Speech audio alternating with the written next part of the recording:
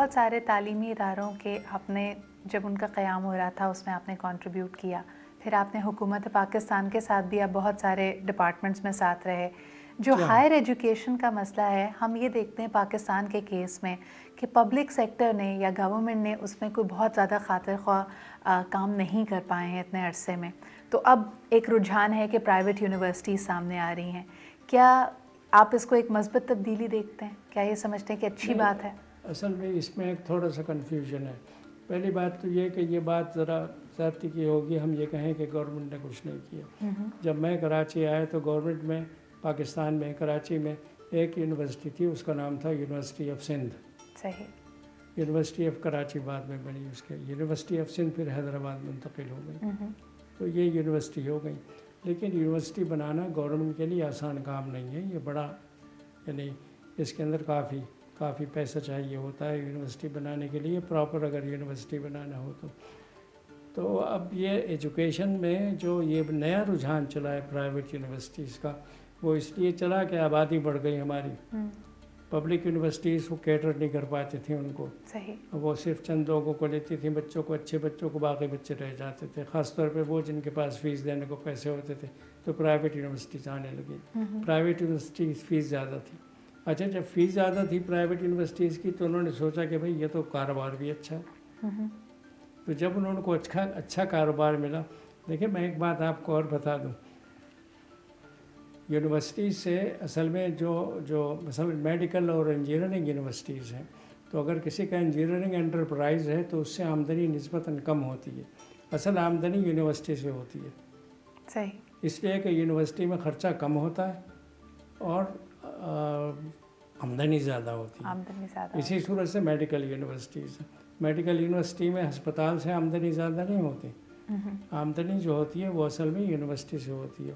تو لوگوں نے میڈیکل کالجز جو کھولے ہیں اس کی زیادہ تر موٹیویشن جو ہے، یا جو بزنس ایڈمنسٹریشن کے کالجز کھولیں اس میں بنیادی موٹیویشن جو تھی وہ بیسیکلی یہ تھا کہ بھائی کچھ پیسے کما لیے جائیں. بالکل.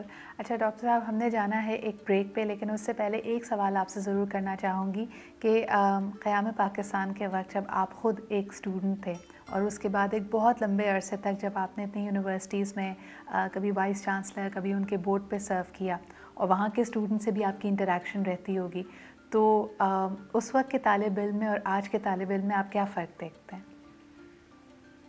میں پہلے ایک آپ نے جو پہلے اس سے بات کی تھی اس کا بھی جواب دیتا چلوں. جی. اصل میں یہ جو آپ نے کہا ہے نا کہ میں نے تعلیمی ادارے بنانے کے اندر جی جو کچھ تھوڑا بہت کنٹریبیوشن میں نے کیا، کوئی مجھ سے پوچھتا ہے کہ تم کس چیز کے، کیا چیز تمہارے اصل سبجیکٹ تمہارا کیا ہے، تو میں اب اس کے جواب یہ کہتا تھا کہ میں ایجوکیشن انجینئر ہوں. تو ایجوکیشن انجینئرنگ میں نے ایک تھوڑی بہت اس دوران کے اندر، فلسفہ ایک ایسا سبجیکٹ ہے کہ بہت سی چیزیں سکھا دیتا ہے، تو ایجوکیشن انجینئرنگ سیکھی. چنانچہ میں نے کئی یونیورسٹیز کی پلان بنایا. آپ جو وہ بات کر رہے تھے، شروع میں نے ہمدرد یونیورسٹی، اس کا پورا جو پروجیکٹ تھا اور جو پلان تھا اور اس کا چارٹر تھا وہ سارا کا سارا میں نے تیار کیا تھا اور حکیم صاحب کو دیا کہ آپ یہ یونیورسٹی بنا دیں. صحیح. اسی صورت سے انٹرنیشنل اسلامک یونیورسٹی، اس زمانے میں ضیاء الحق صاحب تھے، ضیاء الحق صاحب نے مجھ سے کہا کہ آپ اس کا ایک پلان بنا دیں. وہ یونیورسٹی وہ تو نہیں بنی جو میرا پلان تھا، مگر یونیورسٹی وہ پلان کے نتیجے میں بظاہر وہ بن گئی. میرا پلان ذرا دوسرے قسم کا تھا. صحیح. مگر میرا پلان ایسا تھا کہ وہاں پر غالباً بحث یہ ہوئی، ایک تو بیوروکریسی میں جا کے یہ مسئلہ ویسے ہی ہو گیا کہ ان کی سمجھ میں وہ بات نہیں آئی. دوسری بات وہ بات ایسے ہوئی کہ بھائی ڈگری نہیں ہوگی تو ملازمت کہاں سے ملے گی. میرے ذہن میں ایک ایجوکیشنل انسٹیٹیوشن تھا، اے نان ڈگری گیونگ انسٹیٹیوشن، کہ جو ڈگری نہیں دیتا ہو بلکہ جو صرف پڑھاتا ہو، وہ ڈگری کہیں اور سے لے کر آئیں اور یہاں پر پڑھیں. یہ میں باہر چونکہ کافی ایجوکیشن کے سلسلے میں جاتا رہا ہوں، تو میں نے 2-4 جگہ دنیا میں ایسے ادارے دیکھے جہاں پر صرف ریسرچ ہوتی ہے. وہ لوگ آتے ہیں اور کوئی ڈگری نہیں ملتی. وہ اپنا کرتے ہیں، کام کرتے ہیں، سال بھر کام کیا، 2 سال کام کیا، 6 مہینے کام کیا، کام کر کے واپس اپنے ایجوکیشنل اداروں میں واپس آن کے پڑھانے لگے. میرے ذہن میں وہ آئیڈیا تھا، تو وہ تو کسی نے بنایا نہیں. تو یہ جو انٹرنیشنل اسلامک یونیورسٹی بنی، یہ در حقیقت کہا مجھ سے یہی گیا کہ جو آپ نے پلان بھیجی تھی اس پہ بنا دی. چنانچہ مجھ سے اس وقت یہ کہا گیا کہ اب آپ آئیے اس کو سنبھالیے. تو میں نے کہا نہیں یہ تو وہ نہیں تھا جو میرے ذہن میں تھا. تو میں نے معذرت کر لی اس سے. میں نے کہا نہیں میں نہیں آ سکتا پھر اس کو سنبھالنے کے لیے. اگرچہ دوبارہ مجھے پھر وہاں جانا پڑا، مگر یہ کہ میں پہلی مرتبہ میں نے جب وہ بنی تھی تو میں نے معذرت کر لی تھی اس سے. تو ہائر ایجوکیشن کمیشن کے ساتھ میرے ذہن میں یہ تھا کہ دیکھیں ہائر ایجوکیشن جو ہے وہ 2 چیزوں کے لیے ہوتی ہے.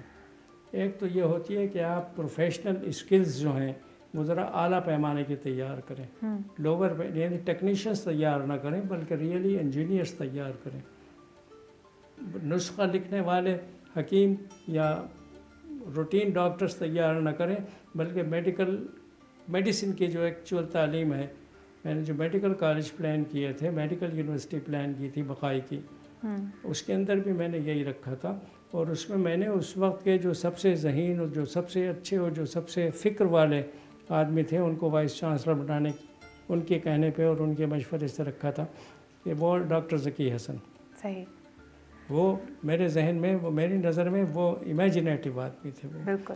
تو اب مگر and looking for such people I think is part of the task. لیکن اس بارے میں ہم مزید گفتگو کرتے رہیں گے. ایک چھوٹا سا بریک لیتے ہیں، آپ کہیں مت جائیے گا.